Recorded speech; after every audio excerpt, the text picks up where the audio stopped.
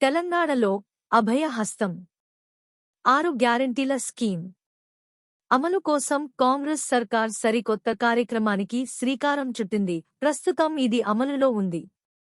ప్రజాపాలన పేరుతో డిసెంబర్ 28 నుంచి జనవరి 6 వరకు 10 రోజుల పాటు గ్రామ సభలు, వార్డు సభలు నిర్వహించనున్నారు. అయితే ఈ సభల్లో ప్రజలంతా 6 గ్యారంటీల కోసం దరఖాస్తు చేసుకోవాల్సి ఉంటుంది. అన్ని పథకాలకు ఒకే అప్లికేషన్. ఈ అప్లికేషన్ ఫారంను ప్రభుత్వం విడుదల చేసింది. అది ఎలా నింపాలి, ఎవరు అర్హులు, దానికి ఏ డాక్యుమెంట్లు జతచేయాలి, ఈ వీడియోలో తెలుసుకుందాం.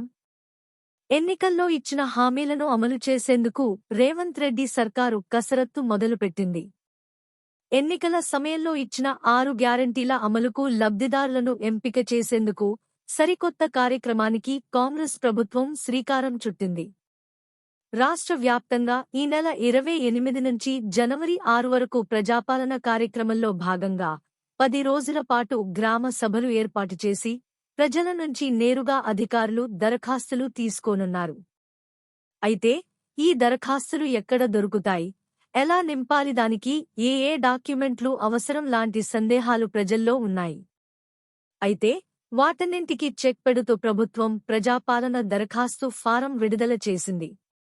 సీఎం రేవంత్ రెడ్డి సహా పలువురు మంత్రులు 6 గ్యారంటీల లోగో, ప్రజాపాలన దరఖాస్తుల ఫారంను విడుదల చేశారు. ఈ దరఖాస్తు ఫారంను దిగువన డిస్క్రిప్షన్లో ఇచ్చిన లింక్ ద్వారా డౌన్లోడ్ చేసుకోండి. ఒక్కో పథకానికి ఒక్కో అప్లికేషన్ పెట్టుకోవాల్సిన అవసరం లేకుండా అన్నింటికీ ఒకే దరఖాస్తు పెట్టుకునేలా సిద్ధం చేసింది. మొదట కుటుంబ వివరాలను నింపాల్సి ఉంటుంది. ఈ కుటుంబ వివరాలలో కుటుంబ యజమాని పేరుతో మొదలై పుట్టిన తేదీ, Aadhaar card number, ration card number, mobile number, వృత్తి, కులంతో పాటు కుటుంబ సభ్యుల వివరాలు కూడా నింపాల్సి ఉంటుంది. ఆ తర్వాత వరుసగా మహాలక్ష్మి పథకం, రైతు భరోసా, ఇందిరమ్మ ఇండ్లు, గృహ జ్యోతి, చేయూత పథకాలకు సంబంధించిన వివరాలు నమోదు చేయాల్సి ఉంటుంది. ఏ పథకానికి దరఖాస్తు చేయాలనుకుంటే ఆ పథకం కింద అడిగిన వివరాలను అందులో నమోదు చేయాల్సి ఉంటుంది.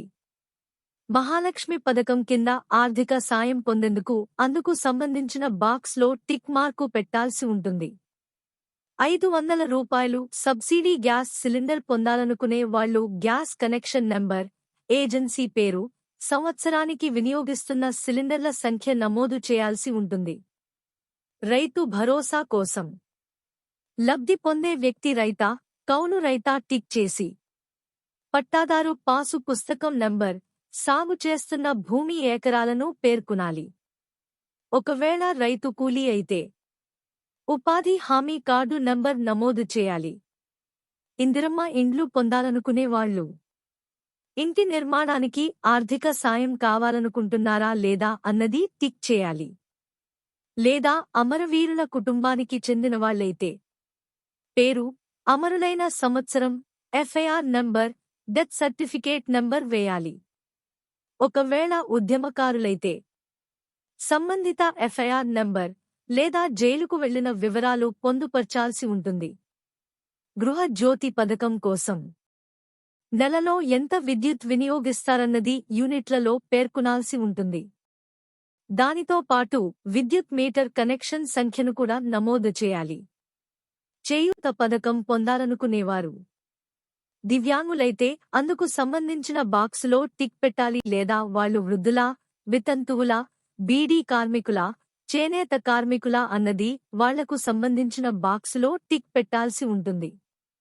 అన్ని అయ్యాక కింద దరఖాస్తుదారుని పేరు, సంతకం, తేదీ వేయాలి.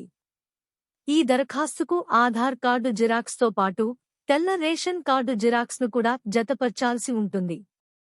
ఇలా నింపిన దరఖాస్తును గ్రామసభలో అధికారికి అందించి వాళ్లు అడిగిన వివరాలు చెప్తే వాళ్లు చెక్ చేసి దరఖాస్తుదారు ఏ పథకానికి అర్హులన్నది నిర్ణయిస్తారు. అలా దరఖాస్తు చివర్లో ఉన్న రసీదులో నమోదు చేసి సంతకం చేసి ప్రభుత్వం ముద్ర వేసి ఇస్తారు. ఒకవేళ ఈ వీడియో గనుక మీకు నచ్చినట్లయితే లైక్ చేయండి, షేర్ చేయండి. దయచేసి మా ఛానల్కు సబ్స్క్రైబ్ చేయండి. మరిన్ని వీడియోల కోసం బెల్ ఐకాన్ ప్రెస్ చేయండి. ధన్యవాదాలు.